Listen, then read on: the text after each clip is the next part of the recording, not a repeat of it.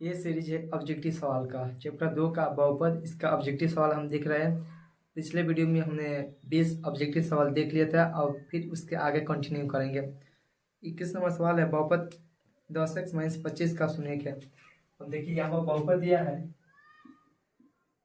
10x-25 बराबर किसी भी बहुपद का अगर शून्यक निकालना हो तो बराबर में 0 देंगे। उसके बाद से यहाँ पर x को सॉल्व कर देना है। x बराबर इधर क्या हो जाएगा 25, देन x बराबर यहाँ पर 25/10। ये दोनों कट के क्या हो जाएगा 5 दूनी 10, 50-25, 5/2। अब ये देखिए ये रैखिक बहुपद है तो रैखिक बहुपद का हमेशा एक शून्यक होगा। तो यहाँ पर इसलिए x का एक ही शून्यक आया है 5/2। इसके अलावा दूसरा कोई संख्या नहीं आएगा इसका शून्यक। तो इसका ऑप्शन नंबर क्या हो जाएगा 5/2 प्लस में ऑप्शन नंबर ए हो जाएगा। अगला सवाल बोला है खाली शून्य के निकालने के लिए बोला है 3x² प्लस 8x प्लस 10 बराबर शून्य निकालना है तो 0 करेंगे। अब बीच वाले को ऐसे दो भाग में तोड़ना है ताकि गुणा करने पर 30 आ जाए और जोड़ने पर 8x आ जाए। तो ये हो जाएगा 3x² अब प्लस हमको 30 लाना है तो 30 के गुणनखंड करेंगे तो 6×25 तो नहीं हो पाएगा। 10×3 30 का गुणनखंड कर देंगे तो ये तो 1 से कटेगा, 2 से कटेगा, 3 से कटेगा, 5 से कटेगा और 6 से कटेगा, 8 से नहीं कटेगा, 9 से नहीं कटेगा, 10 से कटेगा। बस इतना ही संख्या से कटेगा। इन्हीं दोनों संख्या में किसी दो संख्या का जोड़ा यहाँ पर लगेगा। तो अब सोचना है कि यहाँ पर कौन संख्या लिखेंगे। यहाँ पर जोड़ने पर 8 है और गुणा करने पर 30 है। तो ये देखो 5 से 6×25 जोड़ेंगे तो 11 आ जाएगा, ये भी नहीं लेंगे। 10×33 जोड़ेंगे तो 13 आ जाएगा, ये भी नहीं लेंगे। अब इसमें देखिए कन्फ्यूजन यहाँ पर बहुत है कि 8 को तोड़ेंगे कैसे। यहाँ पर 30 लाना है।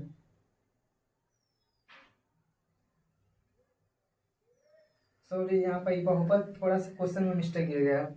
इसमें 22 नंबर सवाल पूछा है बहुपद का घात पूछा है। हमने इसको सॉल्व नहीं करना है, इसका घात पूछा है इसलिए ऐसा दिया है बहुपद ताकि इसका टूटे नहीं। ऐसा बहुपद दिया है और इसका घात पूछा है तो इसका घात क्या हो जाएगा जो अधिकतम घात होगा वही इसका घात होगा। सबसे अधिक घात 2 है तो यही 2 घात हो जाएगा। ये इसका शून्यक नहीं निकालना था, ये घात पूछा था इस बस। हम क्वेश्चन पढ़ने में थोड़ा सा कंफ्यूज हो गए थे।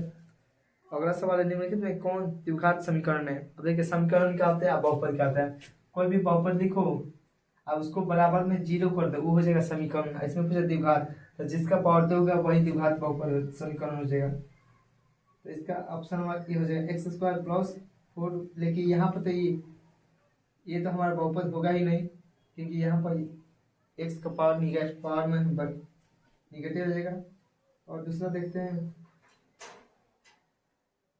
और दूसरा कोई भी नहीं होगा। ऑप्शन नंबर सी हो जाएगा इसका x+1 का होल स्क्वायर प्लस x²। इसको सॉल्व कीजिएगा अब बराबर में 0 दिया, इसको सॉल्व कीजिएगा तो हमेशा ये द्विघात बहुपद आएगा। a प्लस बी का होल स्क्वायर इसको तोड़िए इसको x² को जोड़िए तो यहाँ पे x² प्लस x मिलकर हो जाएगा 2x²। ये हमेशा द्विघात बहुपद ही बनेगा और कोई नहीं बन पाएगा। इसका हो जाएगा ऑप्शन नंबर सी। 24 नंबर सवाल पूछा है एक घात वाला बहुपद कहलाता है। एक घात वाला बहुपद क्या कहलाता है, रैखिक बहुपद कहलाता है। ध्यान दीजिए एक घात वाला बहुपद रैखिक बहुपद कहा जाता है। दो घात वाला द्विघात, 3 घात वाला त्रिघात, 4 घात वाला चतुर्घात, 5 घात वाला पंचघात। ऐसा जितने घात होगा उस वैसा लिख दिया जाएगा। अगला सवाल है 25 नंबर निम्नलिखित में से त्रिघात बहुपद का सबसे व्यापक रूप है। अब देखिए द्विघात बहुपद त्रिघात बहुपद सबका व्यापक रूप दिखाया गया है व्यापक रूप, जिसको इंग्लिश में बोलते हैं जनरल फॉर्म। अब त्रिघात बहुपद का पूछा है तो त्रिघात बहुपद पर ax³ plus bx² plus cx plus d यही होता है त्रिघात बहुपद का व्यापक रूप। ये हमको याद रखना पड़ता है। याद इसमें कुछ करने वाले त्रिघात है तो यहाँ पर बस पावर 3 देना है और सब में यहाँ पर पॉजिटिव जिसका है कि यह गुणांक है, इससे गुणा किया गया है और एक पावर 1 कटता जाएगा। 3 है, 2 है, 1 है और यहाँ पे x पावर 0 है, यानी कि किसी भी संख्या का पावर 0 होता है उसका वैल्यू 1 होता है, इसलिए यहाँ पे छूट गया है।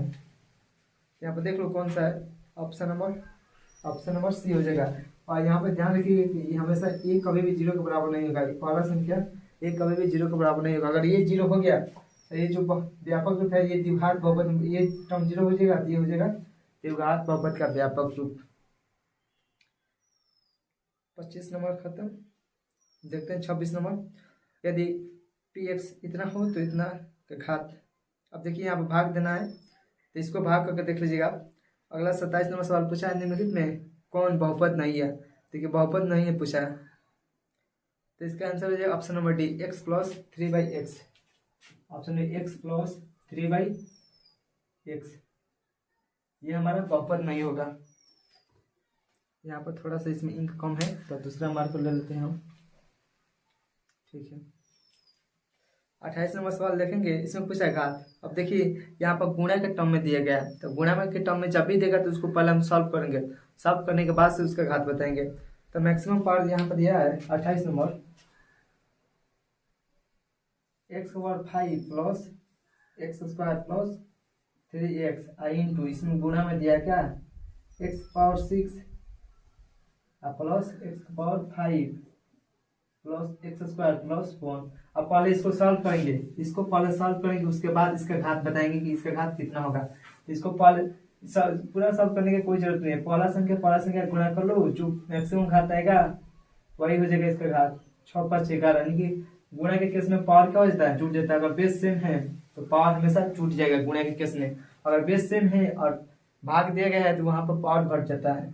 तो यहाँ पर मैक्सिमम पावर 11 आएगा, तो इसका ऑप्शन नंबर हो जाएगा सी। 29 नंबर सवाल, इसमें भाग करके देखना है तो उसका भागफल का घात कितना आएगा, तो उसको भाग कर लीजिएगा आप। मैं यहाँ पर भाग नहीं कर रहा हूँ, बार बार भाग करना में थोड़ा सा टाइम ज़्यादा लेता है कंज्यूमिंग, आप लोग भाग कर लीजिएगा। 30 नंबर सवाल भी वैसे ही है, भाग करना है। भाग करने के बाद से py/g। आज देखिए यहाँ पर 30 नंबर सवाल बताते हैं, बोला है py और gy, इसका घात पूछा है। तब देखेंगे py का अधिकतम घात कितना है, तो py का अधिकतम, py का गुणा करेंगे तो 4 3 7 1 8, इसका मैक्सिमम घात 8, इसमें से घटाएंगे इसका 2, तो घटाएंगे तो कितना आ जाएगा मैक्सिमम घात, देखिए हाँ घटाएंगे तो ऑप्शन नंबर सी, देखिए 6, ऑप्शन नंबर ए हो जाएगा। 31 नंबर सवाल देखेंगे, निम्नलिखित में कौन बहुपद नहीं है। फिर इसमें पूछा कि कौन बहुपद नहीं है, तो बहुपद बता दिया गया कि जो अगर रूट में संख्या होगा तो वो बहुपद नहीं होगा। इसका ऑप्शन नंबर सी हो जाएगा, x + 2√x। 32 नंबर सवाल है, इसमें भी पूछा है घात। यहाँ पर भी गुणा के टर्म में दिए गए क्वेश्चन, यहाँ पर साइड में आप लोगों को दिख रहा होगा, यहाँ पर गुणा करके इसका घात क्या हो जाएगा 4 और 2 6, यानी कि ऑप्शन नंबर बी हो जाएगा। वैसे ही यहाँ पर अगला भाग देना है, भागफल का घात बताना है, इसको भाग कर लीजिएगा। अब देखिए यहाँ पर एक शून्य दिया, शून्य क्या होता है, शून्य अगर कभी भी दे शून्य तो वहाँ पर ध्यान रखिएगा, शून्य का मतलब क्या होता है कि वो x बराबर वैल्यू दे, x का वैल्यू दिया गया। और यहाँ पर बोला है कि x का 1 शून्य 2 है, तो इसका पूछेगा गुणनखंड क्या होगा, तो सिंपली यहाँ पर प्लस जो है इधर लाएंगे तो क्या हो जाएगा x - 2, यानी इसका एक गुणनखंड हो जाएगा, इसको ध्यान रखिएगा। Option number x - 2 option number A हो जाएगा। ऐसे 35 नंबर सवाल पूछा है कि बहुपद का घात क्या होगा। इस ये भी गुणा में दिया है तो यहाँ पर क्या हो जाएगा 5 हो जाएगा, 3 या 2 जुटेगा तो 5 हो जाएगा। निम्नलिखित में कौन बहुपद नहीं है, यहाँ पर भी हो जाएगा क्या, कौन बहुपद नहीं है, तो x + 4/x, बटा में कभी भी x हमारा बहुपद नहीं होता है, याद रखिएगा। 37 नंबर सवाल है, बहुपद का शून्य 4 हो तो निम्नलिखित में x का गुणनखंड। अब देखिए यहाँ पर x का वैल्यू क्या दे दिया है, x का वैल्यू -4 दे दिया है, और इसका एक गुणनखंड पूछा है, इसको इधर ला देंगे +4, यही हमारे क्या हो जाएगा एक गुणनखंड हो जाएगा। और यहाँ पर 38 नंबर सवाल है, फिर इसमें भी घात पूछ दिया। 38 नंबर में भी घात पूछ दिया कि x पर 5 और x पर, इसको जोड़ेंगे तो 9 हो जाएगा, ऑप्शन नंबर सी हो जाएगा। क्वेश्चन साइड में सब लगा दीजिएगा आपको। निम्नलिखित में कौन बहुपद है, देखिए 39 नंबर सवाल पूछा कौन बहुपद है, तो इसमें देखिए कौन बहुपद है, तो इसमें सिंपल ऑप्शन दिया गया है। इसमें बहुपद क्या हो जाएगा x² + 4x + 4, और बाकी किसी भी संख्या में x का पावर पॉजिटिव नहीं दिया गया, पॉजिटिव होगा तो एक संख्या में पॉजिटिव, एक संख्या में निगेटिव या बट्टा में दिया गया है तो हमारा बहुपद नहीं होगा। ऑप्शन नंबर डी इसका आंसर हो जाएगा। इसका तो अति लघु उत्तरीय सवाल है, उसको भी देख लेते हैं। बोला है 4 घात वाले बहुपद कहलाते हैं। चार घात वाला बहुपद को बताया था कि चार घात वाला बहुपद क्या बोलते हैं, चतुर्घात बहुपद। चतुर्घात बहुपद। अगला सवाल पूछा है, इसका बहुपद है 4x² पूछा है कि 4x² प्लस 1/7 ये कौन सा बहुपद है। तो यहाँ पे देखिए पावर 2 है तो क्या हो जाएगा, ये हो जाएगा द्विघात बहुपद। द्विघात बहुपद। ऑलमोस्ट लगभग 40 सवाल खत्म हो चुके हैं। 20 सवाल इसके पहले वाला पार्ट में, 20 सवाल इसमें। ऑलमोस्ट 40 ऑब्जेक्टिव सवाल खत्म हो चुका है। हो सकता है तो अगले वीडियो में और कुछ ऑब्जेक्टिव सवाल कराया जाए और सब्जेक्टिव सवाल भी कराए जाएंगे। तो फिलहाल के लिए इतना ही रहेगा। अगर वीडियो आप लोग को अच्छा लगे तो लाइक कीजिए, सब्सक्राइब कीजिए और चैनल पर नए हैं तो चैनल को सब्सक्राइब कीजिए। Thank you.